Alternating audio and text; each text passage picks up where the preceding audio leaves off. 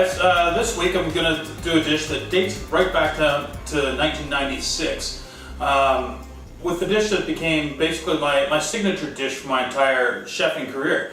It started when I actually very first got a smoker in the kitchen, and that's when the smoker became my favorite piece of equipment to work with.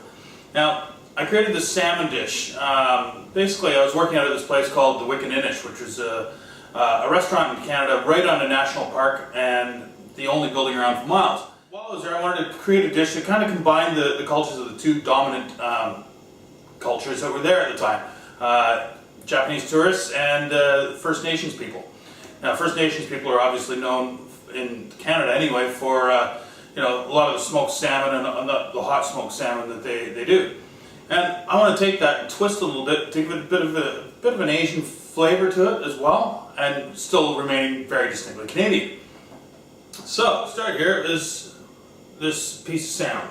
Now, it needs to be marinated for 24 hours. Now here I've got my marinade, which is soy sauce, sesame oil, fresh ginger, fresh garlic, and some brown sugar. Now,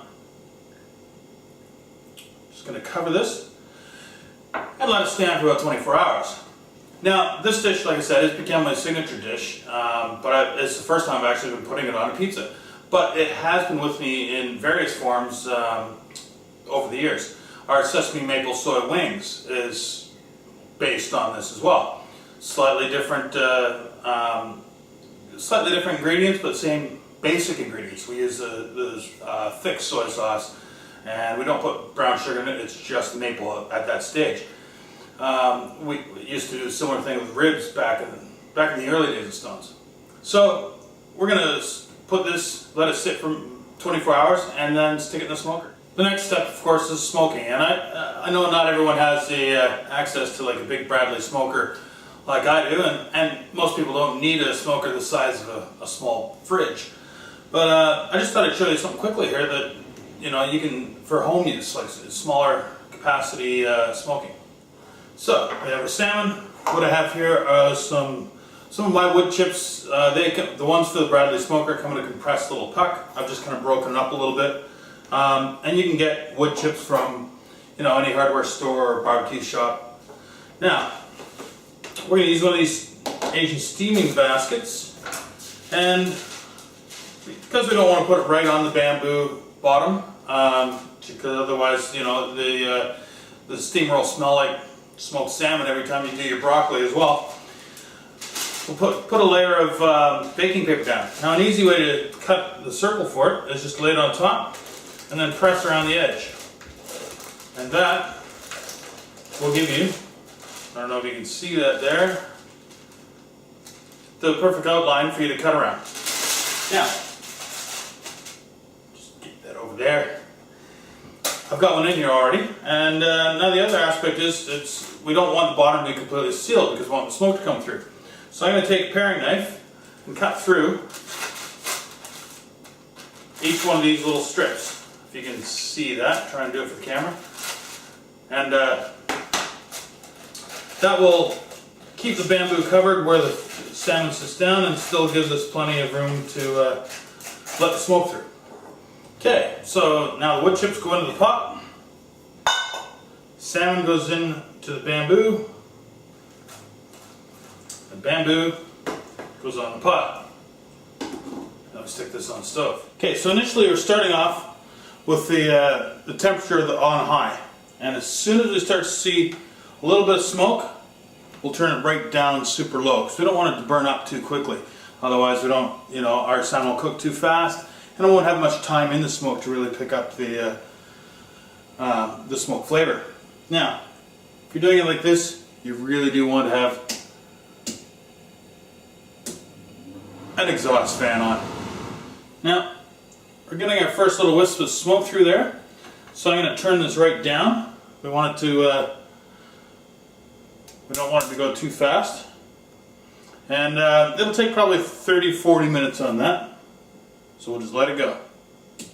Okay, so you can see the smoke's rolling off quite nicely now, and when I take the lid off, you can see this piece of fish is cooked, just about. What sets this dish from being good, fantastic, is this 100% pure Canadian maple syrup. And what we're going to do is just brush this on top and stick the lid back on for a couple of minutes. So we'll brush it on.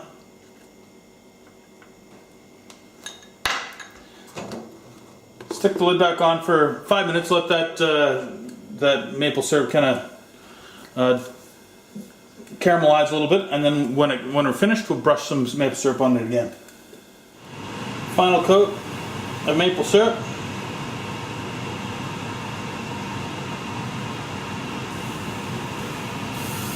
And we'll just let that cool down. So there we have my signature dish, the maple smoked salmon. Now, I really don't know why I haven't ever put it on a pizza before. But anyway, that's what I'm about to do right now. Now when I design a pizza, it happens one of two ways. Either it's a blend of ingredients that all complement each other and they combine to create the pizza, or it's one that's got one singular aspect of the dish that is the focus ingredient. And then we design something that, I add things that complement it, but that still stays in the forefront. That's what I have to do with this one, of course, because this is too good to, sit blended in. So we're going to start off with some creme fraiche. Now creme fraiche is similar to sour cream, and this one that we're using is actually imported from France. So this is going to be our base sauce. So you can see it's quite thick, but it's naturally thick from being cultured. Now we're going to add a little bit of just some red onions, some fresh red onions. So just slice this up quickly.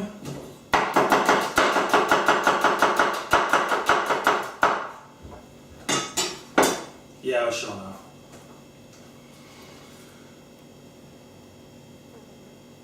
So just sprinkle a bit of this on. Now, we're going to take this full portion too. Now this is a 200 gram portion of salmon. Like this is the full, restaurant serve. As you can see, this salmon is, it's cooked right through, and so it's a hot smoked salmon. We're just going to break this up.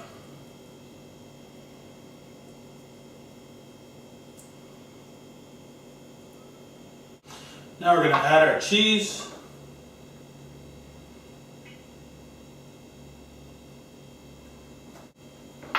And then we're going to stick that in the oven.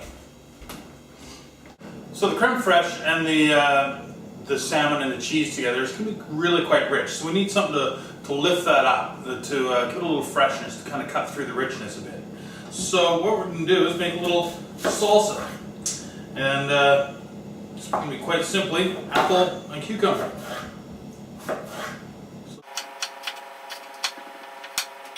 And the cucumber. We're going to keep the seeds in this.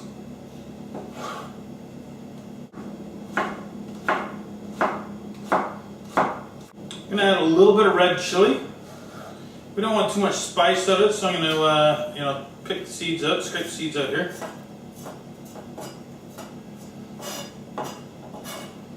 I'm just going to add a little bit, so it'll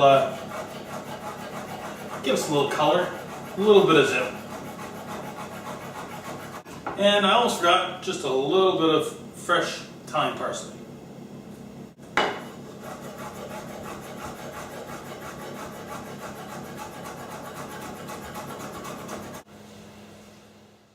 Now to finish it off, we'll just sprinkle this salsa of apple and cucumber over top. It gives that nice little bit of crunch, lift the flavors up, and just really complement the pizza. There you go. There's the finished product.